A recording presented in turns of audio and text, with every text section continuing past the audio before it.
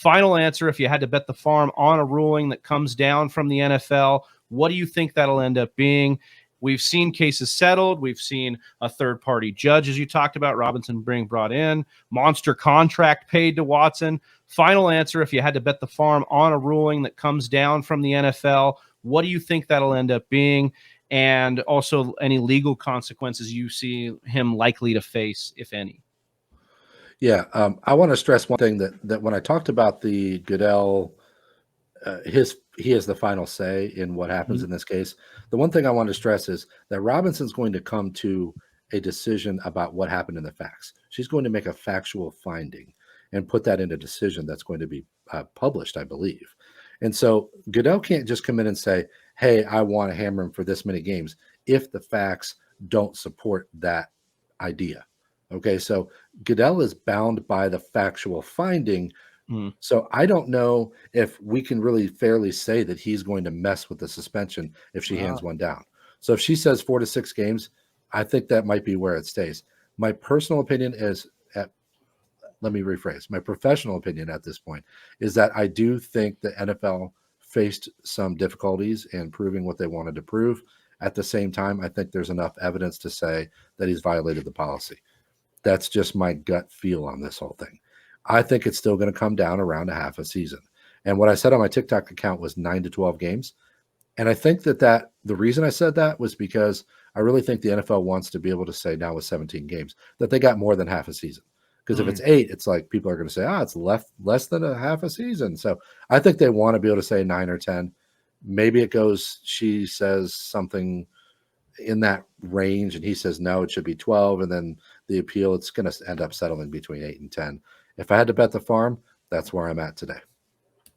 Well, we really appreciate, Drew, your perspective on this. It was just like incredibly knowledgeable to hear all the kind of the facts that are laid out and just your experience with not just criminal defense, but with the NFL and criminal defense and knowing what how these things kind of play out. And I just want to say, I appreciate you being able to come in and share a bit of your intuition developed when you mentioned how 20 years of doing this, you hear this person, you hear that person, you end up having a good idea of what really did go on. Now, if you can prove that is a different story, and your evaluation of the case and subsequent judgment based on what is provable, regardless of what is proven, you still develop this intuition over multiple decades to give you an idea of what's really clearly gone on. And so for me personally, listening to you, Drew, talk about what probably really did happen and then what's going to happen from a legal perspective brings me a sense of peace. If there's been frustration, it's still there, but to have a little bit more understanding of how and why this is happening. And also, I do agree with you there that the NFL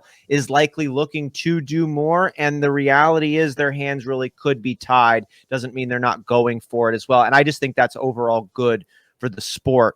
And I think we're seeing some positive directions, even if we don't necessarily see a positive overall ruling from this case.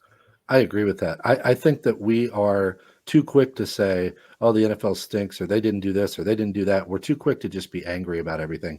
I really believe that the developments in both the way they hand down punishment and the way they pay attention to violence in the past, even 5 to 6, 7 years, has gotten better.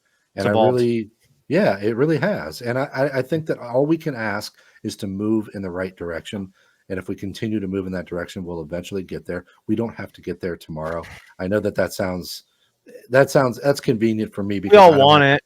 Yeah, we want it. Yeah. I don't have to face the domestic violence issues every day. I don't have to face, issues of race and things like that because I'm a white guy. That doesn't affect me. But the point is, I want it to happen tomorrow. But just because it doesn't mean that we aren't moving in the right direction. I do agree with your point. I think we're moving the right way. Right here. And if you out there listening or watching love fantasy football, you want to enjoy a community where you know you belong, hit that subscribe button on the YouTube channel. We're trying to get just one more sub, one more. It could be you. And if you're new, let us know where you're streaming from. We'd love to shout you out on the show.